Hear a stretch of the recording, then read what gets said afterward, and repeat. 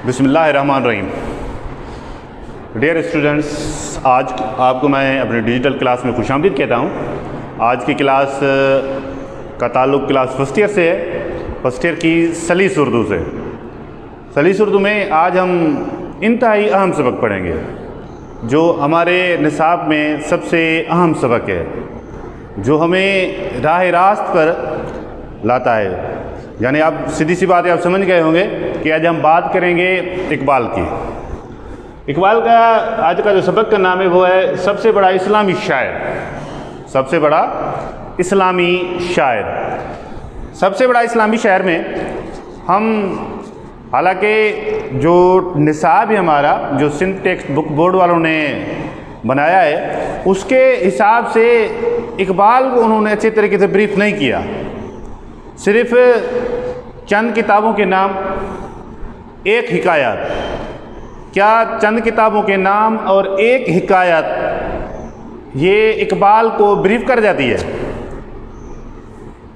इकबाल के लिए तो मेरे ख्याल में काफ़ी अच्छे अच्छे नकात चाहिए, अच्छे अच्छे फ़िलासफ़र चाहिए जो इकबाल को पढ़ें, इकबाल को समझें और समझाएं। मैं तो एक नाम लूँगा, आप एक नाम को डॉक्टर मरहूम इसरार अहमद को देख लें। सिर्फ वही हमें इकबाल समझा सकते हैं। इकबाल को जिस तरीके से डॉक्टर इसरार अहमद बयान कर सकते हैं, कोई नहीं कर सकता। हम तो सिर्फ सबक की रोशनी में सबक को देख कर पढ़ेंगे, और ऐसी कोई चीज़ निसाब में दी नहीं गई जो फर्स्ट ईयर इंटर स्टूडेंट्स की लेवल को टच करे, उन्हें राह रास्त पर। हालांकि ये जो इकबाल है, ये है इस नौ उम्र जवानों के लिए कि वो जिस तरह अपने प्रैक्टिकल लाइफ में कदम रख रहे हैं, तो उनको इकबाल का पता होना चाहिए। इकबाल उनका गाइड है। लेकिन हमारी बदकिस्मती है कि निसाब में ऐसी कोई चीज़ शामिल ही नहीं है सिवाय चंद किताबों के नाम और एक हिकायत के, और कोई चीज़ उसमें शामिल नहीं है जिसे हम ब्रीफ करें, जिसे हम समझाएं, जिसे कोई फ़िलासफ़िकल थाट्स हों जो बच्चों तक पहुँचे, जो उनके रूह को गरमाए, उनके जहन में वसअत पैदा करे। ऐसी कोई चीज़ नहीं है। तो हम लेसन की तरफ आते हैं। हमारा लेसन है सबसे बड़ा इस्लामी शायर, जिसे मौलवी सलीम अब्दुल्लाह ने तालीफ़ किया है। थोड़ा लेसन को पढ़ते चलेंगे हस्बे मामूल, जिस तरह हम सबक को पढ़ते चलते हैं, डिस्कस करते चलते हैं। फिर हम सवालात की तरफ आएंगे। हम सवालात के बाद हम जो है हवाला जात की तरफ आएंगे। हवाला जात के बाद मैं कोशिश करूँगा, क्योंकि यहाँ पर लफ्ज़ सबसे बड़ा इस्तेमाल हुआ है, तो हम कुछ बड़े लोगों से उसकी डिस्कस करेंगे, बड़े लोगों से उसका कंपैरिजन करेंगे, ताकि हमें पता चले कि इकबाल क्या है और जो बड़े बड़े नाम हैं वो क्या हैं। तो आते हैं लेसन की तरफ। लेसन है, दुनिया में यूँ तो बहुत से शायर हो चुके हैं, लेकिन इस सदी में जिस शायर ने मुसलमानों को बेदार किया, उनमें इस्लामी जोश पैदा किया, वो डॉक्टर इकबाल थे। उन्होंने जनूबी एशिया बल्कि सारी दुनिया के मुसलमानों को कुरान का पैगाम सुनाया और भूला हुआ सबक याद दिलाया। भूला हुआ सबक क्या है? यानी अपनी शायरी के ज़रिए से जो इस मुसलमानों की तारीख़ है, मुसलमानों का उरूज है, उसकी तरफ यानी उनका जो ध्यान है वो बढ़ाया है कि भाई आप मुसलमान हैं, मुसलमानों की जो तारीख़ है वो उनके उरूज पर मुश्तमिल है। आप इस ज़वाल पजीरी ज़िंदगी में क्यों गुजारें? ये उसका भूला हुआ सबक था हमारा, जो उसने याद दिलाने की हमें कोशिश की। साथ ही दूसरी कौमों को भी दावत दी कि अमन, इंसानियत और तहज़ीब की तरक्की चाहते हो तो कुरान पढ़ो और रसूलुल्लाह सल्लल्लाहु अलैहि वसल्लम की ज़िंदगी का मुताला करो। देखें, जो कौम मुसलमान थी, मुसलमान तो एक अलग कौम है, उसे कौमें ने कहीं एक ही कौम है, और जो दूसरी कौमें थी जो नॉन मुस्लिम्स थी, तो उनको भी ये पैगाम सुनाया कि अगर आप अमन चाहते हो, अगर आप इंसानियत चाहते हो, अगर आप एक अच्छी तहज़ीब चाहते हो, तो कुरान का मुताला करो। क्योंकि ये जो किताब है, यानी अलहामी किताब है, इससे बढ़कर कोई किताब नहीं, इससे बढ़कर किसी में कोई तहज़ीब नहीं बताई गई, इससे बढ़कर किसी में कोई इंसानियत नहीं बताई गई, इससे बढ़कर किसी में कोई अमन का सबक नहीं दिया गया। यानी ये कंप्लीट कोड ऑफ लाइफ है, इसमें पूरी ज़िंदगी की रहनुमाई मिलती है। तो दूसरों की भी दावत दी कि आप पढ़ें, आप समझें इसे, आप पढ़ने और समझने के बाद मुतमईन हो जाएंगे। तो इससे बढ़कर कोई किताब नहीं है, और इससे बढ़कर अमन का दर्स देने वाली कोई किताब नहीं है, इंसानियत का दर्स देने वाली कोई किताब नहीं है। اقبال نے اپنی نظموں میں خاص طور پر مسلمانوں کو مخاطب کیا ہے اور کہا ہے کہ دنیا میں تم بہترین قوم ہو، کسی اور قوم کے محکوم بن کر نہیں رہ سکتے۔ جس طرح ہمارے نبی صلی اللہ علیہ وآلہ وسلم سب نبیوں میں اعلیٰ ہیں، اسی طرح ہم بھی سب قوموں میں اعلیٰ ہیں۔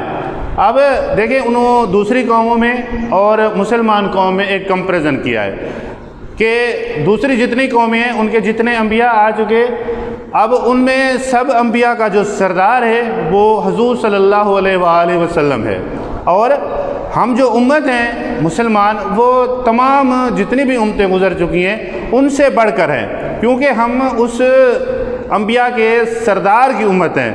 تو کہتا ہے کہ اپنے اخلاق میں ہم سب قوموں سے بلند ہونا چاہیے۔ جب ہم بلند ہیں تو ہمیں اخلاق میں سب سے بلند ہونا چاہیے اور ساری دنیا میں امن و سلامتی پھیلانے کی کوشش کرنی چاہیے، بلند ہونے کے ساتھ ساتھ، کیونکہ ہم اس کتاب کو پڑھتے ہیں جو امن اور سلامتی کا درس دیتا ہے، تو پوری دنیا میں ہمیں امن اور سلامتی پھیلانی چاہیے۔ ان باتوں کو سمجھانے کے لیے انہوں نے اردو، فارسی اور انگریزی میں کئی کتابیں لکھی ہیں۔ فارسی اور اردو میں زیادہ تر نظمیں ہیں۔ بانگ درا، بہار جبریل، ضرب کلیم اور ارمغان حجاز کی اردو کتابوں کے نام ہیں۔ نظموں کی ان کتابوں میں انہوں نے اسلامی تعلیمات اور اسلامی طریقے زندگی بہت مؤثر اور دلنشین انداز میں سمجھائے ہیں۔ ارمغان حجاز علامہ اقبال کی سب سے بڑھیا کتاب ہے۔ اب تو ارمغان حجاز اردو ترجمے کے ساتھ بھی موجود ہے، تو جتنے بھی طلباء یہ سن رہے ہیں تو سب کو یہ میں کہوں گا کہ ارمغان حجاز کتاب اردو ترجمے کے ساتھ لے کر ضرور پڑھیں، یہ آپ کو زندگی کا درس دیتی ہے۔ اسلام کے یہ نامور فرزند سیالکوٹ میں سن 1877 میں پیدا ہوئے اور 1938 میں اللہ نے انہیں اپنی رحمت میں لے لیا۔ ان کے بزرگ کشمیری تھے۔ اقبال نے اپنا بچپن سیالکوٹ میں گزارا اور وہیں فارسی اور عربی کی تعلیم پائی، پھر لاہور کے گورنمنٹ کالج میں تعلیم حاصل کی، وہاں بھی علم کی پیاس نہ بجھی تو انگلستان اور جرمنی گئے، قانون اور ادب کی سب سے بڑی سندیں حاصل کی۔ سن 1908 میں اپنے وطن لوٹ آئے تو عالموں نے ان کی علمی لیاقت کے بنا پر انہیں علامہ کہا۔ آپ کا پہلا سوال ہے کہ علامہ اقبال کو علامہ کیوں کہا جاتا ہے؟ علامہ اقبال کو علامہ کیوں کہا جاتا ہے؟ تو جب وہ اعلیٰ درجے کی سندیں لے کر واپس آئے تو ان کی علمی لیاقت پر انہیں علامہ کہا جاتا ہے۔ یہ آپ کا پہلا سوال یہاں پر کلیئر ہو جاتا ہے۔ یعنی عالم کے مطلب یہ علمی لیاقت، علامہ کہا، علامہ کے معنی ہے بہت بڑا عالم۔ علامہ اقبال بچپن ہی میں قرآن مجید پڑھ چکے تھے، روزانہ صبح اس کی تلاوت کرتے تھے اور اپنے والد مرحوم کی ایک نصیحت کا اکثر ذکر فرماتے تھے کہ انہوں نے یہ ہدایت کی تھی کہ جب قرآن پڑھو تو دل میں یہ خیال کرو کہ اللہ تعالیٰ نے یہ کتاب میرے لیے بھیجی ہے۔ سب سے بڑی بات کہ جب ہم قرآن مجید پڑھیں تو یہ دل میں خیال رکھیں، ذہن میں خیال رکھیں، ذہن کو اس بات کی طرف لے آئیں کہ اللہ تعالیٰ نے یہ کتاب میرے لیے بھیجی ہے اور اس میں جو کچھ بیان ہو رہا ہے وہ اللہ تعالیٰ ڈائریکٹلی مجھ سے کہہ رہا ہے۔ اصل اگر ہمارا ذہنی انٹینشن ایسا ہے، اگر ہم ذہنی طور پر یہ بات سوچ سکتے ہیں، اپنے ذہن کو اس دائرے میں لے آتے ہیں تو پھر ہمیں سمجھ آنا شروع ہوتی ہے۔ اور وہ خود مجھ سے فرما رہے ہیں، جب میں نے ان کی اس بات پر عمل کیا تب سے مطلب سمجھنے کی کوشش کرتا رہا، اس سے میری عقل بڑھ گئی اور غور و فکر کی عادت ہو گئی۔ علامہ اقبال نے اپنی ایک فارسی نظم میں اپنے لڑکپن کا ایک درد بھرا واقعہ بیان کیا ہے جو بہت سبق آموز ہے۔ لکھا ہے کہ ایک دفعہ دروازے پر ایک محتاج کھڑا بھیک مانگ رہا تھا، میں نے اسے جھڑک دیا، جب وہ نہ ٹلا تو چھڑی کی نوک سے اسے ہٹایا، کہا ہٹ جا یہاں سے۔ اتفاق کی بات اتنے میں والد مرحوم وہاں پہنچ گئے، بیٹے کی حرکت دیکھ لی، انہیں بڑا صدمہ ہوا، فرمایا تم نے اسے حقیر سمجھ کر چھڑکا اور چھڑی سے ہٹایا ہے، کل جب قیامت ہوگی حضور سرکار دو عالم صلی اللہ علیہ وسلم کے دربار میں اللہ کے بڑے بڑے نیک بندے، انبیاء، اولیاء، بادشاہ، شہنشاہ حاضر ہوں گے، ان کے سامنے حضور صلی اللہ علیہ وسلم فرمائیں گے کہ تیرے در پر ایک غریب محتاج گیا تھا تو تیرے بیٹے نے اس کے ساتھ برا برتاؤ کیا، بیٹے بتاؤ اس وقت میرا کیا حال ہوگا؟ میں اتنے بڑے دربار میں رسوا ہو جاؤں گا، اس رسوائی کے بعد میرا کہاں ٹھکانہ ہوگا اور مجھے کہاں پناہ ملے گی؟ بندے کے ذہن میں یہ خیال ہونا چاہیے کہ اس زندگی گزرنے کے بعد جب روز جزا ہوگا تو ہم سب کو اللہ تعالیٰ کے سامنے پیش ہونا ہے، اللہ تعالیٰ کے سامنے پیش ہونا ہے، اور ہماری کوتاہی کے متعلق، ہماری غلطی کے متعلق، ہماری نادانی کے متعلق، ہماری جو بھی سرکردہ یہاں پر کام ہیں، جو غلط کام ہیں، برے کام ہیں، اگر خداوند اعلیٰ ہم سے مخاطب ہو کر کہے کہ یہ تم نے کیوں کیا تھا، تو کیا جواب ہوگا ہمارے پاس؟ جب بندے کے ذہن میں ایسے خیالات ہوں، جب بندے کے ذہن میں ایسی سوچ ہو، تو ہم غلطی نہیں کر پاتے۔ اگر غلطی کر پاتے ہیں تو جلد اس پر نادم ہوتے ہیں، پشیمان ہوتے ہیں، معافی مانگتے ہیں، اور آئندہ اسے نہ کرنے کا پکا عزم کرتے ہیں۔ وہ یہ کہہ رہے تھے اور آنکھوں سے آنسوں کی جھڑی لگ رہی تھی۔ اقبال حیران، نادم اور پریشان تھے۔ آخر معافی مانگی اور توبہ کی۔ ایسی تعلیم پر عمل کر کے وہ نیک انسان بنے اور عزت پائی۔ ایسی عزت کہ دنیا کے بڑے درجے کے آدمی لاہور جاتے ہیں تو اقبال کے مزار کی زیارت ضرور کرتے ہیں، پھول چڑھاتے ہیں، اور مسلمان ہوں تو فاتح اور درود پڑھ کر ان کے روح کو ثواب کا تحفہ بھیجتے ہیں۔ اقبال قرآنی تعلیم کے شیدائی تھے۔ وہ کہا کرتے کہ وہی چیز اچھی ہے جو اللہ کو پسند ہے، اور جو چیز اسے پسند نہ ہو وہی بری ہے۔ اس لیے تم قرآن میں یہ تلاش کرو کہ وہ کون سی چیزیں پسند کرتا ہے، بس انہی کو اختیار کرو، اس سے اللہ کی خوشنودی حاصل کر لوگے۔ یہ آج آپ کا جو لیسن ہے یہ ختم ہے یہاں پر لیسن۔ اب سوال یہ پیدا ہوتا ہے کہ فرسٹ ایئر کلاس میں جتنے بھی اور اسباق ہیں ان کی نسبت سے اگر اقبال کے سبق کو دیکھا جائے تو ٹوٹل 2 صفحات ہیں۔ 2 صفحات سے اقبال کا کیا پیغام جاتا ہے؟ 2 صفحات سے اقبال کا کیا پیغام جاتا ہے؟ اسے سمجھنے کے لیے کیا یہ چیزیں کافی ہیں؟ ذہن میں آ جاتا ہے؟ یہ تو صرف اتنا سمجھ آتا ہے کہ اسلامی شعراء میں ایک شاعر علامہ اقبال بھی ہے، جبکہ ہمارا لیسن کا نام ہے سب سے بڑا اسلامی شاعر۔ تو جو لیسن میں کمی ہے وہ یہ ہے کہ سب سے بڑا اسلامی شاعر ہم کہہ رہے ہیں، تو دوسرے شعراء کون سے ہیں؟ ان دوسرے شعراء کے ساتھ اقبال کی کیا کمپیریزن ہے؟ تو آپ کو یہ ہوم ورک دیتا ہوں کہ اسلامی شعراء میں آپ 1 2 4 کچھ دوسرے اسلامی شعراء کا بھی انٹروڈکشن لیں، تاکہ آپ کے ذہن میں یہ بات آئے کہ ان کے ساتھ ساتھ اقبال بھی ہے۔ پھر اقبال کی کمپیریزن کریں، اقبال کو پڑھیں تو آپ کو سمجھ آئے گا کہ اقبال کیا ہے اور دوسرے شعراء کیا ہے، جس وجہ کی بنا پر ہم کہہ رہے ہیں کہ سب سے بڑا اسلامی شاعر۔ یہاں پر صرف 3 کتب ہیں۔ کون سے ہیں آپ کو سمجھا دیتا ہوں۔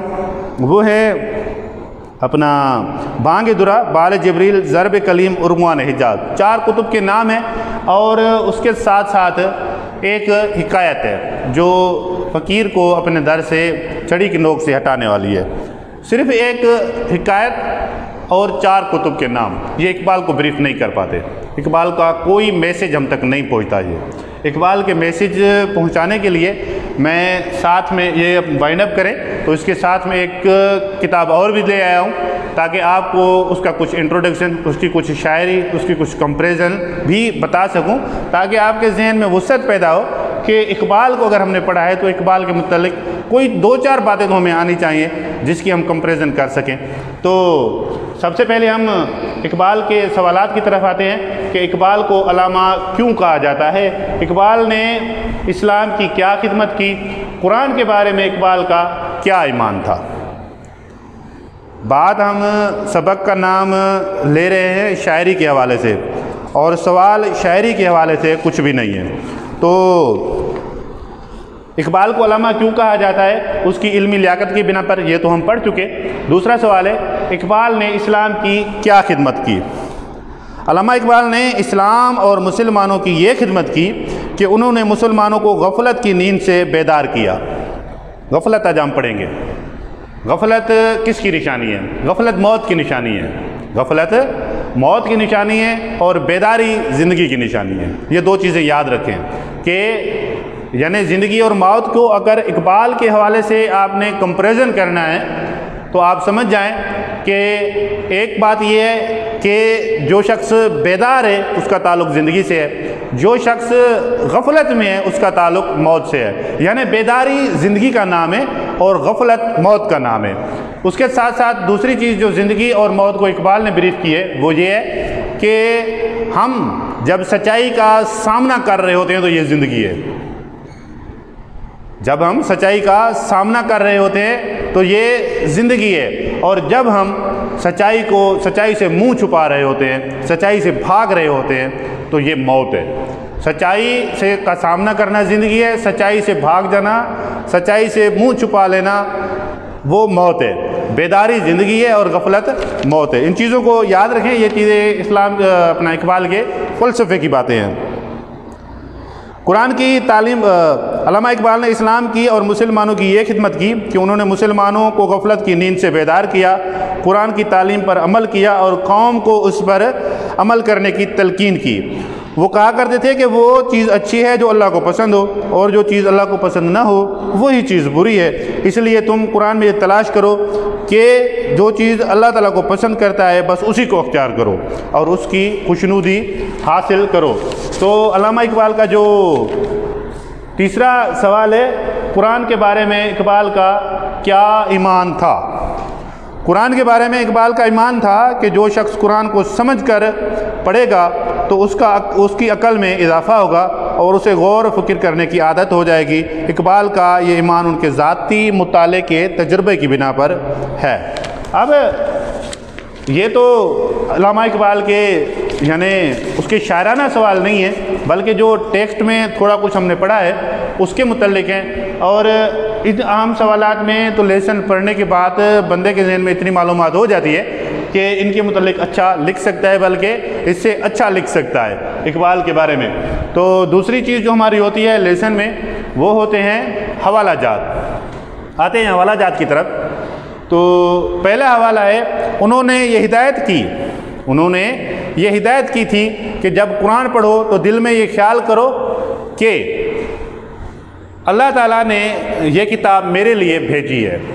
جب آپ قرآن پڑھنے بیٹھیں تو اپنے ذہن میں یہ بات رکھیں کہ اللہ تعالیٰ نے یہ کتاب میرے لیے بھیجی ہے، اور اس کتاب میں اللہ تعالیٰ جو کچھ فرما رہا ہے وہ ڈائریکٹلی مجھ سے کہہ رہا ہے۔ تو اس کا یہ ہمارا جز ہے، اسے ہم کہیں گے یہ جز ہے، جز نمبر پہلا، جز نمبر دوسرا، جز نمبر تیسرا۔ اب ان جز کے اجزاء کے ہم نے حوالہ اور تشریح کرنی ہوتی ہے۔ حوالہ کیا ہوتا ہے؟ حوالے کے دو جز ہوتے ہیں۔ حوالے کے دو جز ہوتے ہیں۔ پہلے جز میں ہم مصنف کا نام ایڈ کرتے ہیں، سبق کا نام ایڈ کرتے ہیں، سبق کے نام کے بعد اس کے مصنف کا نام ایڈ کرتے ہیں۔ اگر مصنف ہوگا تو مصنف لکھیں گے، اگر مؤلف ہوگا تو مؤلف لکھیں گے۔ تو آتے ہیں حوالے کی طرف۔ اس جز کا اگر ہمیں حوالہ لکھنا پڑ جائے تو حوالہ لکھ کر ہم کیا کریں گے کہ مندرجہ بالا جز، اس جز کے نیچے ہم یہاں پر حوالہ لکھیں گے۔ حوالہ لکھ کر ہم لکھیں گے کہ مندرجہ بالا جز ہماری اردو کی کتاب کے سبق سب سے بڑا اسلامی شاعر سے لیا گیا ہے۔ اب یہاں پر دیکھیں کہ سبق کا نام آ گیا، مندرجہ بالا جز ہماری اردو کی کتاب کے سبق سب سے بڑا اسلامی شاعر سے لیا گیا ہے۔ یہاں پر سبق کا نام آ جاتا ہے، اور پھر لکھیں گے کہ اسے مؤلفین نے تالیف کیا ہے، مؤلف نے تالیف کیا ہے۔ اب تالیف اور تصنیف آپ کو بتا دوں میں، ٹھیک ہے؟ تو یہاں پر لکھتے ہیں کہ یہ مؤلف ہے آپ کا، یہ مصنف ہے، پہلے یہ مؤلف ہے، مصنف تصنیف کرتا ہے جبکہ مؤلف تالیف کرتا ہے۔ ان دو چیزوں کو سمجھیں۔ مصنف کون ہوتا ہے؟ جو اپنے دست و قلم سے اپنے ذہن سے تخلیق کرے، یعنی مصنف تخلیق کار ہے۔ مصنف جو ہے وہ تخلیق کار ہے، اور وہ جو چیزیں لکھتا ہے، جمع کرتا ہے، پبلش کرواتا ہے، طبع کرواتا ہے، تو اس کو ہم کہتے ہیں کہ یہ تصنیف ہے۔ بھئی یہ کس شخص کی تصنیف ہے؟ میرے پاس ایک کتاب پڑھی ہے اپنا فکر اقبال کا تعارف۔ اب یہ کس کی تصنیف ہے؟ یہ ہے لوس کلوڈ کی۔ یہ لوس کلوڈ بہت بڑے اسکالر ہیں، انگلش اسکالر ہیں، انگریزی اسکالر ہیں، اور اسے اردو میں ترجمہ کیا ہے ڈاکٹر سلیم اختر نے۔ ڈاکٹر سلیم اختر نقاد کے حساب سے، یعنی تخلیق کے حساب سے، تخلیق کار کے حساب سے بہت بڑا اردو ادب میں نام ہے۔ اب لوس کلوڈ کیا ہے؟ یہ مصنف ہے، اور کوئی شخص اس کی تخلیق کو، کوئی ایسی تخلیق ہو جو ہمیں مل جائے، دوسروں کی لکھی ہوئی دوسروں تک پہنچائیں، تو اسے ہم کہیں گے کہ یہ تالیف ہے۔ اور مؤلف ہمیشہ تالیف کرتا ہے۔ آپ کتاب میں جائیں گے تو کتاب کے سیکنڈ پیج پر آپ دیکھیں گے تو مؤلف کا نام لکھا ہوگا مؤلف مولوی سلیم عبداللہ۔ آپ کی سلیس اردو کے جو مؤلف ہیں وہ مولوی سلیم عبداللہ ہیں۔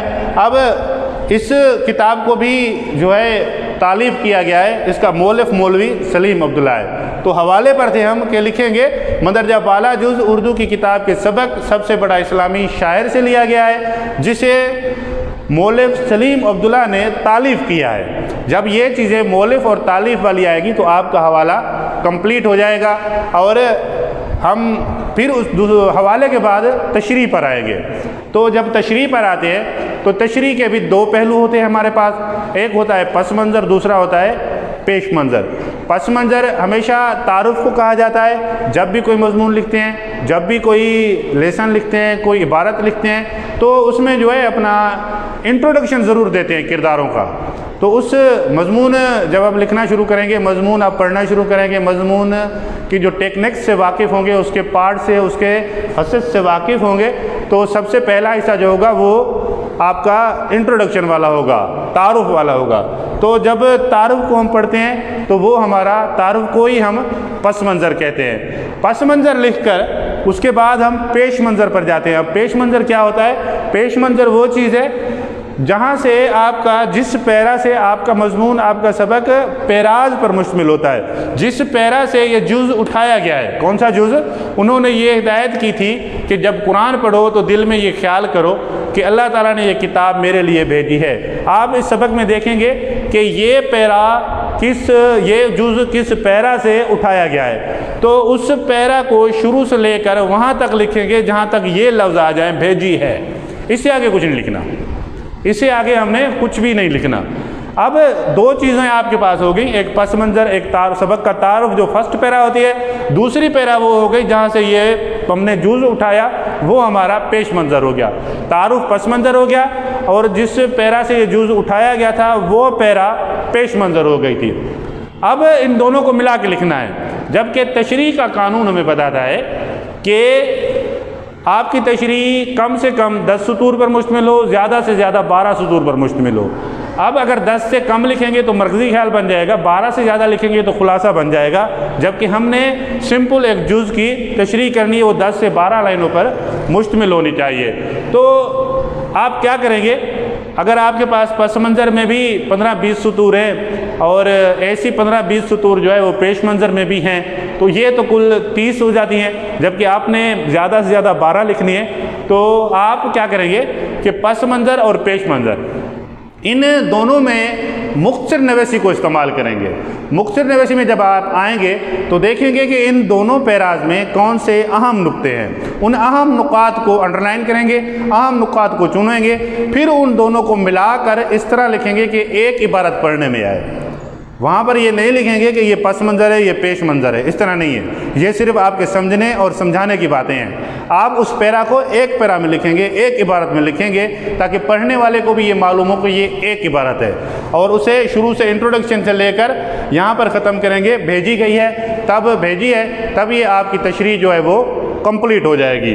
اب اسی طرح آپ کے پاس 2 تشریحات ہر سبق میں دو اور دیتا ہوں کہ اس رسوائی کے بعد میرا کہاں ٹھکانہ ہوگا اور مجھے کہاں پناہ ملے گی۔ اس کا آپ حوالہ سب کا ایک جیسا ہوگا، چاہے ایک سبق سے 15 آپ کو جز لیے جائیں، سب کا حوالہ جو ہے وہ ایک ہی ہوگا، کیونکہ ایک سبق سے تعلق رکھتے ہیں، اور سب کا پس منظر ایک ہی ہوگا۔ جو تبدیل ہونے والی چیز ہے وہ صرف اور صرف پیش منظر ہے۔ تیسرا جز ہے آپ کا آخر معافی مانگی اور توبہ کی، تو اس کا بھی آپ نے حوالہ وہی ہوگا، پس منظر وہی ہوگا، پیش منظر اس کا تبدیل ہو جائے گا۔ اب یہ مکمل طور پر آپ کا لیسن ہے، جس میں آپ کو بتایا گیا کہ بھائی علامہ اقبال کیا تھا؟ علامہ اقبال کا یہ دیکھا جائے تو میں پہلے بھی آپ کو ذکر کر چکا ہوں کہ بہت چھوٹا انٹروڈکشن ہے علامہ اقبال جیسی شخصیت کے لیے. یہ اتنا انٹروڈکشن کافی نہیں ہے، انٹروڈکشن بڑا ہونا چاہیے، لیسن بڑا ہونا چاہیے. جب ہم اسلامی شاعری کے حوالے سے، اسلامی شاعر کے حوالے سے ذکر کر رہے ہیں کہ یہ سب سے بڑا اسلامی شاعر ہے، تو دوسرے اسلامی شعراء کو بھی ذکر ہونا چاہیے اس میں، اور ان دونوں کی ان کی کمپریزن بھی ہونی چاہیے. ان کے تھاٹس، ان کے جو خیالات ہیں ان کو ان کا تقابلی جائزہ پیش کیا گیا ہو یہاں پر، تاکہ بات سمجھ میں آئے کہ علامہ اقبال کیا ہے اور دوسرے شعراء کیا ہے. میں یہاں پر آپ کو علامہ اقبال کی شاعری کے کچھ نکات بتاتا ہوں. علامہ اقبال فرماتے ہیں ہر نوع کی انسانی کارکردگی کا آخری مقصد زندگی ہے. بات سمجھ میں آئی؟ ہم جتنی کر رہے ہیں، جتنا بڑھ رہے ہیں، پڑھنے کی کوشش کر رہے ہیں، دنیا کو سمجھنے کی کوشش کر رہے ہیں، آخر اس ساری چیز کا مقصد کیا ہے؟ زندگی. کون سی زندگی ہونی چاہیے؟ خوشگوار زندگی، امن والی زندگی، انسانیت والی زندگی، انسان دوستی والی زندگی. یہ اس ساری چیزوں کا مقصد یہی ہے. جبکہ یہ ساری چیزیں اتنی لمبی بھاگ دوڑ کے بعد بھی، اس سے پہلے بھی حاصل ہو سکتی ہیں اگر ہم اللہ تعالیٰ کی علامہ کتاب پر یقین رکھیں اور اسے سمجھنے کی کوشش کریں. تو اقبال کہتا ہے، اقبال کے اس بیان سے، کس بیان سے؟ کہ ہر نوع کی انسانی کارکردگی کا آخری مقصد زندگی ہے. اقبال کے اس بیان سے اس امر کا بخوبی اندازہ لگایا جا سکتا ہے کہ وہ شاعری اور شاعر کے منصب کے بارے میں کتنے بلند خیالات رکھتے ہیں. اقبال کے الفاظ ہیں، شاعری حقیقی فلسفہ کی جوت اور مکمل سائنس ہے. ہم پڑھتے ہیں کہ بھئی شاعر بندہ ہے، شاعر کو چھوڑو، یہ تو خیالی بندہ ہوگا. خیالی بھی ہے، اس میں کوئی شک نہیں ہے، یہ خیالی بندہ بھی ہے. اور اقبال فرماتے ہیں کہ یہ شاعری حقیقی فلسفہ کی جوت اور مکمل سائنس ہے. یعنی ایسی بات نہیں ہے کہ صرف خیال ہے، خیال میں اس کی آبزرویشن بھی شامل ہے، خیال میں اس کے اپنے فلسفیکل تھاٹس بھی شامل ہیں، اس کے جو یعنی سائنس ہے، سائنس کے مطابق یہ تجربہ بھی ہے، اسے تجربے سے گزرتا ہے، شاعر مشاہدے سے گزرتا ہے، اپنی تخیلی قوت سے گزرتا ہے، تب کوئی ایک سطور، ایک مصرع ہم تک پہنچاتا ہے. اور پھر اگر ہم اس ایک مصرع پر تحقیق کرتے ہیں، تنقید کرتے ہیں، تو ہم ایک سطور پر، ایک جملے پر، ایک مصرع پر کئی صفحات لکھ جاتے ہیں. یہ کیوں لکھ جاتے ہیں؟ اسی لیے کہتے ہیں کہ مکمل سائنس ہے. لہذا اقبال کے موجب شاعری کا مقصد یہ ہے کہ وہ فطرت انسانی کے عرفہ ترین اوصاف کے لیے باعث تسیج بنے، زندگی میں بدصورتی کے خلاف انسان کی جد و جہد میں ممدود و معاون ثابت ہو. اقبال کے خیال میں فن سب سے بڑھ کر سماجی کردار کا حامل ہے، لہذا اسے انسانوں کی رہنمائی کا فریضہ ادا کرنا چاہیے. اب اقبال کہتا ہے کہ ایک تنہا انحاط پذیر روح کا شاعرانہ پیغام کسی قوم کے لیے چنگیز خان اور ایٹلا کی فوجوں سے کہیں زیادہ تباہ کن ثابت ہو سکتا ہے اگر شاعر واقعی شاعر ہے، تک بند شاعر نہیں ہے، مفکر ہے، تجربے سے گزرتا ہے، مشاہدے سے گزرتا ہے، اس کی تخیلاتی قوت جو ہے وہ کمال کی ہے. تو یقین جانیں کہ اقبال کے لفظ یہ واقعی درست ہے اور سچ ثابت ہوتی ہے کہ کسی قوم کے لیے چنگیز خان اور ایٹلا کے فوجوں کے لیے کہیں زیادہ تباہ کن ہو سکتا ہے اگر اس کے یعنی شاعری جو ہے وہ شاعر واقعی شاعر ہے، اور اس میں تجربات اور مشاہدات اور جو علم کا مقدار ہے وہ بڑھ کر ہونا چاہیے. اقبال کی مشہور ترین طویل نظموں میں سے اسرار خودی، رموز بے خودی، بندگی نامہ اور جاوید نامہ خصوصی تذکرہ چاہتی ہیں. اقبال نے اسرار خودی میں اپنے فلسفے کے بنیادی اصول بیان کیے ہیں، جبکہ رموز بے خودی میں اس میں مثالی معاشرہ کی بنیاد رکھی جس میں انسان کامل پختگی حاصل کر سکے گا. بندگی نامہ نے اقبال نے غلامی کے نقائص گنواتے ہوئے اس امر پر زور دیا کہ انسانی شخصیت صرف آزاد ماحول میں پنپ سکتی ہے. غلامی خواہ کسی روپ میں کیوں نہ ہو، وہ اقتصادی ہو، سیاسی ہو، ہر لحاظ سے انسان کی تخلیقی صلاحیتوں کو کند کرنے کا باعث بنتی ہے. ان کے ساتھ ساتھ جب ہم جاوید نامہ پر آتے ہیں تو جاوید نامہ بلا شبہ اقبال کا عظیم شاہکار ہے اور یہ نظم کلاسک بن چکی ہے. جاوید نامہ کا آغاز جس تمہید آسمانی سے ہوتا ہے اس میں تخلیق کائنات کے روز اول عرض و سما میں جھگڑا ہوتا ہے جس میں تانا زد خرچے نیلی برزمین کہ تو صرف خاک اور مٹی ہے اور تو کثیف مادہ ہے۔ تو اس کے بعد ہم کوشش کرتے ہیں کہ غالب کی شاعری کے حوالے سے کچھ پڑھا جا سکے، کچھ نظمیں اس کی دیکھتے ہیں کہ دیکھیں علامہ اقبال نے نظموں میں، اب نظموں پر ڈسکس کرنے کے لیے تو ایسی ہزاروں ویڈیوز بنا دیں، اس کی ایک نظم کو بھی جو ہے ہم اچھے طریقے سے بیان نہیں کر سکتے۔ البتہ اقبال کو سمجھنے کے لیے میں آپ کو سجیسٹ ضرور کروں گا کہ آپ اقبال کو سمجھنے کے لیے ڈاکٹر اسرار صاحب کو ضرور سنیں۔ اگر آپ ڈاکٹر اسرار صاحب کو اقبال کے حوالے سے سن لیتے ہیں، اس کی ویڈیوز دیکھ لیتے ہیں، تو میرے خیال میں آپ کو ایک مکمل زندگی پر، ایک کامیاب زندگی پر، مکمل زندگی جو کمپلیٹ کوڈ آف لائف ہے وہ تو قرآن مجید ہے، اس قرآن مجید کو اقبال کے حوالے سے جو بیان کریں گے وہ ڈاکٹر اسرار کریں گے، اسے آپ ضرور سنیں، آپ کو ایک اچھی رہنمائی ضرور ملے گی۔ تو اقبال کی نظموں کی طرف ہم آتے ہیں۔ اقبال فرماتے ہیں، اگر کجرو ہے انجم آسماں تیرا ہے یا میرا، اگر کجرو ہے انجم آسماں تیرا ہے یا میرا، مجھے فکر جہاں کیوں ہو جہاں تیرا ہے یا میرا، اگر ہنگامہ ہے شوق سے ہے لامکاں خالی، خطا کس کی ہے یا رب لامکاں تیرا ہے یا میرا، اسے صبح ازل ان کا انکار کی جرت ہوئی کیوں کر، اسے صبح ازل انکار کی جرت ہوئی کیوں کر، انکار کس نے کیا آپ سب جانتے ہیں، اسے صبح ازل انکار کی جرت ہوئی کیوں کر، مجھے معلوم کیا میں کیا جانوں اسے انکار کیوں کیا ہے، مجھے پتہ نہیں ہے، مجھے معلوم کیا وہ رازداں تیرا ہے یا میرا، یعنی یہاں پر اقبال اللہ تعالیٰ سے مخاطب ہیں، اسے صبح ازل انکار کی جرت ہوئی کیوں کر، مجھے معلوم کیا وہ رازداں تیرا ہے یا میرا، محمد بھی تیرا، جبریل بھی تیرا، قرآن بھی تیرا۔ علامہ اقبال فرماتے ہیں محمد بھی تیرا، جبریل بھی تیرا، قرآن بھی تیرا، مگر یہ حرف شیریں ترجمان تیرا ہے یا میرا، اسی کوکب کو تابانی سے ہے تیرا جہاں روشن، اسی کوکب کی تابانی سے ہے تیرا جہاں روشن، زوال آدم خاکی نہ یا تیرا ہے نہ یا میرا۔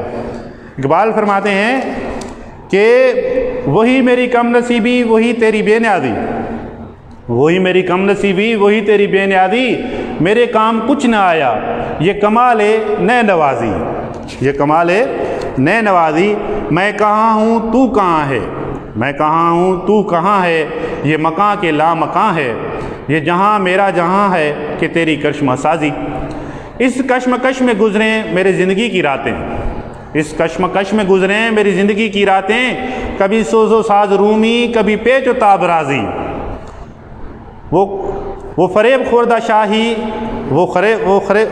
یہ بہت عام شعر ہے، اس شعر کو سمجھنے کی ضرورت ہے، وہ فریب خوردہ شاہین کے پلا ہو کرگسوں میں، وہ شاہین جو کرگسوں میں پلا ہو، کرگسوں کے ساتھ صحبت رکھی ہو، کرگس اور شاہین میں بہت بڑا فرق ہے، شاہین مردہ خور نہیں ہے، کرگس مردہ خور ہے، وہ شاہین جو مردہ خور کے سائے میں پلتا ہے، مردہ خوروں کے ساتھ دوستی رکھتا ہے، کرگس کے ساتھ دوستی رکھتا ہے، اس کے لیے اقبال کیا کہہ رہا ہے، وہ فریب خوردہ شاہین کے پلا ہو کرگسوں میں، اسے کیا خبر کہ کیا ہے راہ رسم شاہبازی، وہ شاہبازی کو نہیں جانتا، وہ شاہین ہمیشہ شاہباز ہوتا ہے، شاہین شاہباز ہوتا ہے، لیکن وہ راہ رسم شاہبازی سے غیر واقف ہوتا ہے وہ شاہین جن کی صحبت کرگسوں کے ساتھ ہوتی ہے جو مردہ خور ہے۔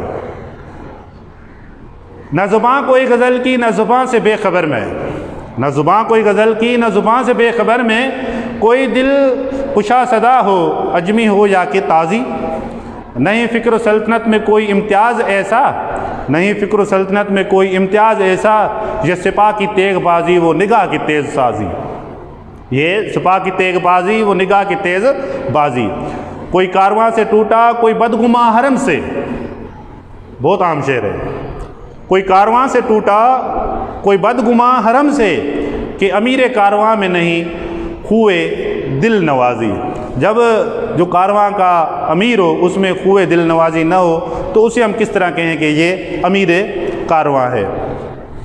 آگے چلتے ہیں اقبال کی طرف ہم، اقبال ہمیں فرماتے ہیں سما سکتا نہیں پناہ فطرت میں میرا سودا، समा सकता नहीं पिनाए फितरत में मेरा सौदा, गलत था ए जुनू शायद तेरा अंदाज सहरा। खुदी से इस तिलस्म रंगो बू को तोड़ सकते हैं, खुदी से क्या है? अल्लामा इकबाल का फ़लसफ़ा है खुदी से इस तिलस्म रंगो बू को तोड़ सकते हैं। यही तौहीद थी जिसको न तू समझा न मैं समझा। खुदी से इस तिलस्म रंगो बू को तोड़ सकते हैं, यही तौहीद थी जिसको न तू समझा न मैं समझा। निगाह पैदा करे गाफिल तजल्ली ऐन फितरत है, निगाह पैदा कर एक गाफिल तजल्ली ऐन फितरत है कि अपनी मौज से बेगाना रह सकता नहीं दरिया को मौजें छोड़ जाएं, मौज न रहे तो दरिया की क्या हैसियत है। यानी दरिया और मौज का जो है वो लाजिम और मलजूम, जिसे हम अटूट रिश्ता कह सकते हैं। इकबाल कहता है कि निगाह पैदा कर एक गाफिल तजल्ली ऐन फितरत है कि अपनी मौज से बेगाना न रह सकता है दरिया। रकाबत इल्म उर्फान में गलत बीनी है मेंबर की, रकाबत इल्म उर्फा में गलत बीनी है मेंबर की कि वो हलाज की सूली को समझा है रकीब अपना। हलाज की सूली कौन सी? मंसूर, हुसैन बिन मंसूर के नाम से तो वो मशहूर था, लेकिन असल उसका नाम हुसैन था। खुदा के पाक बंदों को हुकूमत में ग़ुलामी में ज़रा कोई अगर महफूज रखती है तो इस्तग़ना न कर तकलीद ए जिब्रील मेरे जज्बा व मस्ती की। कमाल है इकबाल कह रहा है, बहुत अहम शेर है, यानी जिब्रील को अपनी तकलीद करने से रोक रहा है, जिब्रील को अपनी पैरवी करने से जिब्रील को रोक रहा है कि मुझे फॉलो नहीं करो। न कर तकलीद ए जिब्रील मेरे जज्बा व मस्ती की, तनासा अर्शियों का जिक्र तस्बीह व तवाफूला। इकबाल आगे चलकर इकबाल में फरमाते हैं, पूछ इससे कि मकबूल है फितरत की गवाही, पूछ उससे कि मकबूल है फितरत की गवाही, तू साहिब मंजिल है कि भटका हुआ राही। इकबाल कहते हैं, पूछ उससे कि मकबूल है फितरत की गवाही, तू साहिब मंजिल है कि भटका हुआ राही। काफर है मुसलमान तू न शाही न फ़कीरी, काफर है मुसलमान तो न शाही न फ़कीरी, मोमिन है तो करता है फ़कीरी में भी शाही। काफर है तो शमशीर पे करता है भरोसा, मोमिन है तो बेतैक भी लड़ता है सिपाही।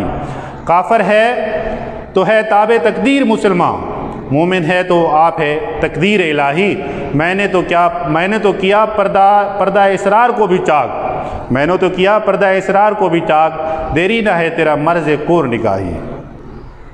कहीं सरमाया मंजिल थी मेरी गरम गुफ्तारी, कहीं सरमाया मंजिल थी मेरी गरम गुफ्तारी, कहीं सबको परेशान कर गई मेरी कामामेज़ी। ज़माम कार अगर मज़दूर के हाथ में हो तो फिर क्या, ज़माम कार अगर मज़दूर के हाथ में हो तो फिर क्या, तरीक़े कोहकन में भी वही हीले है परवेज़ी। जलाल बादशाही हो कि जमहूरी तमाशा हो। ये बहुत अहम शेर है, मशहूर शेर है, आप सुनते भी हैं, अक्सर तौर पर बयान भी किया जाता है, इस मौजू पर मज़मून भी आते हैं। जलाल पातशाही हो के जमहूरी तमाशा हो, जुदा हो दीन सियासत से तो रह जाती है चंगेज़ी। सवाते रूमतुल कुबरा में दिली याद आती है, सवाते रूमतुल कुबरा में दिली याद आती है, वही इबरत वही अज़मत वही शान दिल आवाज़ी। इकबाल फरमाते हैं, ये जो आखिरी शायरी के वाले से मैं आपको आखिरी नज़्म सुना रहा हूँ, ये गज़ल है, ये आपके इंटर के कोर्स में भी शामिल है, उसे आप इंटर के कोर्स से गुलजार उर्दू पार्ट 2 में भी पढ़ सकते हैं। अफलाक से आता है नालों का जवाब आखिर, करते हैं खिताब आखिर, उड़ते हैं हिजाब आखिर। अफलाक से आता है नालों का जवाब आखिर, अफलाक क्या है? फलक, आसमान। कहता है कि वहाँ से जवाब आता है, किसका जवाब आता है? जवाब आता है आपके नालों का, आपकी आहुजारी का, आपकी चीख व पुकार का, आप जो आसमान से मदद मांगते हैं उसका जवाब आता है। कैसे जवाब आता है? करते हैं खिताब आखिर, उड़ते हैं हिजाब आखिर। जब आपकी आहुजारी में दम होता है, आपकी चीख व पुकार में दम होता है, आपके मदद मांगने का तरीका बहुत अच्छा होता है, तो अल्लाह ताला की तरफ से हिजाब उठता है, अल्लाह की तरफ से हिजाब उठता है, वो खिताब करता है आपसे, और इसी तरह बंदे और खुदा का रिश्ता जुड़ जाता है। अहवाल मोहब्बत में कुछ फ़र्क नहीं ऐसा, सोज़ व तब व ताब अवल, सोज़ व तब व ताब आखिर। मैं तुझको बताता हूँ तकदीर उमम क्या है। लफ्ज़ उमम जो है उम्मत का जमो है। سوزو میں تجھ کو بتاتا ہوں تقدیر امم کیا ہے، شمشیر و سنان اول طوس و رباب آخر۔ جب شمشیر و سنان کیا ہے، یہ جنگ کے آلے ہیں، اور طوس و رباب کیا ہے، یہ موسیقی کے آلے ہیں۔ علامہ اقبال نے جنگ کے آلوں اور موسیقی کے آلوں کو تقابل میں پیش کیا کہ میں تجھ کو بتاتا ہوں تقدیر امم کیا ہے، جو مسلمان امت کی تقدیر ہے وہ اگر عروج پر تھی تو کس شمشیر و سنان کے باعث تھی، شمشیر و سنان کے باعث تھی۔ جب شمشیر و سنان سے مراد قتل و غارت نہیں، جہاد، شمشیر و سنان سے مراد قتل و غارت نہیں، ڈر نہیں، خوف نہیں، ہراسمنٹ نہیں، بلکہ جہاد ہے۔ اور جب تک یہ جہاد تھا تو مسلمانوں کا عروج تھا، اور جب وہ طوس و رباب یعنی موسیقی میں آ گئے تو برباد ہو گئے۔ میخانہ یورپ کے دستور نرالے ہیں، لاتے ہیں سرور اول، دیتے ہیں شراب آخر۔ کیا دبدبہ نادر، کیا شوکت تیموری، ہو جاتے ہیں سب دفتر غرق میں ناب آخر۔ خلقت کی گھڑی گزری، جلوت کی گھڑی آئی، چھڑنے کو ہے بجلی سے آغوش سحاب آخر۔ تھا ضبط بہت مشکل اس سیل معانی کا، کہہ ڈالا قلندر نے اسرار کتاب آخر۔ اب یہ علامہ اقبال کے شاعری کے تھاٹس ہیں، اور ان تھاٹس کے بعد ہم ایک چھوٹا سا یعنی تقابلی جائزہ لینے کی کوشش کرتے ہیں تاکہ آپ کو پتہ چلے کہ علامہ اقبال کا ہم اگر ارسطو بہت بڑا فلاسفر تھا، ارسطو بہت بڑا فلاسفر تھا، علامہ اقبال بھی صرف شاعر نہیں ہے، بہت بڑا فلاسفر بھی ہے۔ جب اس کے تصور کائنات کے بارے میں مناتے ہیں، ارسطو اور اقبال کے تصور کائنات کے بارے میں آتے ہیں، تو ارسطو کا خیال ہے کہ دنیا ساکت و جامد ہے، ارسطو کا خیال ہے کہ دنیا ساکت و جامد ہے، جبکہ اقبال کا خیال ہے کہ یہ تغیر مسلسل کی دنیا ہے، یہ دنیا میں ہلچل ہے، تبدیلی ہے، جامد و ساکت نہیں ہے۔ ارسطو بہت بڑا فلاسفر ہے۔ ارسطو کا تصور کائنات جو ہے اس میں بتاتا ہے کہ دنیا ساکت و جامد ہے، جبکہ اقبال ہمیں بتاتا ہے کہ دنیا تغیر مسلسل کی حالت ہے، وہ ہمیشہ تبدیلی کی طرف جاتے ہیں۔ اسی طرح ہم نیٹشے کے پاس آتے ہیں۔ نیٹشے بہت بڑا فلاسفر ہے، اور اس کا جب اقبال سے تقابلی جائزہ دیکھتے ہیں تو یہ چیزیں میں آپ کو اس لیے بتا رہا ہوں کہ اقبال کے بارے میں آپ کے ذہن میں کچھ وسعت پیدا ہو۔ تو اقبال کہتا ہے کہ اقبال صاحب ایمان ہے، اقبال صاحب ایمان ہے۔ جب اس کا کمپریشن ہم نیٹشے بہت بڑا نام ہے، نیٹشے بہت بڑا نام ہے فلسفی کی دنیا میں، تو جب اس کا کمپیریزن کرتے ہیں تو اقبال صاحب ایمان ہے اور نیٹشے ملحد ہے، وہ صاحب ایمان نہیں ہے، خدا کو نہیں مانتا۔ اقبال دنیا میں ربانی نظام کی دائی ہے، وہ ربانی نظام کو قائم کرنے کے لیے کوشش کرتا ہے۔ یہ جو سارے نظامات کو جتنے بھی ربانی یعنی کائنات کے نظام میں سب کو مانتا ہے کہ یہ قدرت کی طرف سے ہیں، اور ادھر نیٹشے جو ہے، نیٹشے نے وہ نعوذ باللہ خدا کی موت کا اعلان کر دیا کہ خدا مر گیا ہے، نعوذ باللہ۔ یہ اقبال اور نیٹشے کا کمپیریزن ہے۔ اب اقبال فرماتا ہے کہ تصور کشف الانعام سے ہی بڑا انعام انسان کے لیے ہے، یعنی اللہ تعالیٰ کشف الانعام کے ذریعے اللہ تعالیٰ اپنے بندے پر راز کھول دیتا ہے، دنیا کی حقیقت بتا دیتا ہے۔ یہ سب انسان کے لیے سب سے بڑا خدا کی طرف سے ایک انعام ہے، جبکہ نیٹشے نے مذہب کو افیون قرار دیا۔ مذہب اسلام ہے، اور راز ان بندوں پر کھلتے ہیں جو اسلام کو سمجھنے کی کوشش کرتے ہیں، خدا کو سمجھنے کی، اس کی بندگی میں آتے ہیں، ان پر راز کھلتے ہیں۔ ادھر نیٹشے جو ہے وہ اس مذہب کو افیون قرار دے دیتا ہے۔ اور اقبال کا مرد کامل، اقبال کا فلسفہ مرد کامل وہ یہ ہے کہ جب مرد کامل منزل کی طرف بڑھتا ہے تو راستے میں جتنی رکاوٹیں آتی ہیں وہ ان کو نقصان پہنچائے بغیر بڑھتا ہے۔ بہت بڑی بات ہے کہ اقبال کا مرد کامل جب منزل کی طرف بڑھتا ہے تو رکاوٹوں کو بغیر نقصان کا مقصد کیا ہے کہ اس مرد کامل میں انتہا درجے کی برداشت ہوتی ہے، وہ اپنی برداشت کو استعمال کرتے ہوئے آگے بڑھ جاتا ہے۔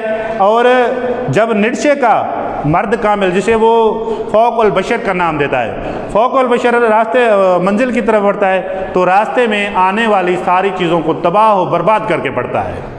یہ نیٹشے اور اقبال کی کمپیریزن ہے۔ کہ نڈشے کا مرد کامل منزل کی طرف بڑھنے میں جتنی رکاوٹیں آتی ہیں ان کو برداشت کرتا ہے، صحیح سالم آگے بڑھ جاتا ہے، ان کو کوئی نقصان نہیں پہنچاتا، جبکہ نڈشے کا فوق البشر جب آگے بڑھتا ہے تو وہ رستے میں آنے والی رکاوٹوں کو تباہ و برباد کر کے آگے بڑھتا ہے۔ اب جو نڈشے کے فوق البشر کا مرکز ہے وہ بے رحمی ہے، جو نڈشے کے فوق البشر کا مرکز ہے وہ بے رحمی ہے۔ نڈشے تشدد کی داعی ہے، وہ تشدد سکھاتا ہے، جبکہ اقبال برداشت سکھاتا ہے، تلقین سکھاتا ہے، اور اقبال کے جو اپنا مرد کامل کے مرکز ہے وہ عشق ہے۔ تو آپ اقبال کی اور بھی بہت ساری فلاسفر سے، کانٹ سے، برگوساں سے، سب سے ایک الگ قسم کی کمپریزن ہے، اس کو سمجھنے کی کوشش کرنی چاہیے، اقبال کے دوسرے کتب پڑھنے چاہیے، اقبال کو تشریح کے ساتھ پڑھنا چاہیے۔ اقبال کو تشریح پڑھنے کے بعد ہمیں پتہ چلتا ہے کہ اقبال کا اصل مقصد کیا ہے، اقبال ہمیں کیا سمجھانا چاہتے ہیں۔ اب اقبال کے بارے ہم نے آج چھوٹا سا، میرے خیال میں ویڈیو آج کچھ حسب معمول سے 5-10 منٹ بڑی ہو چکی ہوگی، لیکن اقبال کو سمجھنا اور اس کی شاعری پڑھنا، اس کے کمپریزن کرنا بہت لازمی تھا۔ جو آپ کو میں نے پڑھ کے سنایا، کمپریزن کر کے سنائی، تو آپ لیسن یہ ویڈیو دیکھنے سے پہلے، ویڈیو دیکھنے کے بعد اگر آپ مطمئن ہیں تو آپ لازمی طور پر چینل کو سبسکرائب کریں۔ یہ ویڈیو آپ کو، یہ لیسن آپ کو جو ہے اپنا اردو زبان چینل اردو زبان و ادب کی طرف سے پیش کیے جا رہے ہیں، جس سے آپ اچھے طریقے سے مستفید ہو سکتے ہیں۔ اور یہ چینل صرف فرسٹ ایئر انٹر لیول تک نہیں ہے، بلکہ یہ BS MA lectureship assistant professor گیٹ سبجیکٹ CSS PCS کی طرف سے ہے۔ یہ سارا مواد اس میں شامل کیا جائے گا اور اس سارے مواد کو میں پیش کروں گا انشاءاللہ، اور کوشش کروں گا کہ بہتر سے بہتر پیش کر سکوں۔ تب تک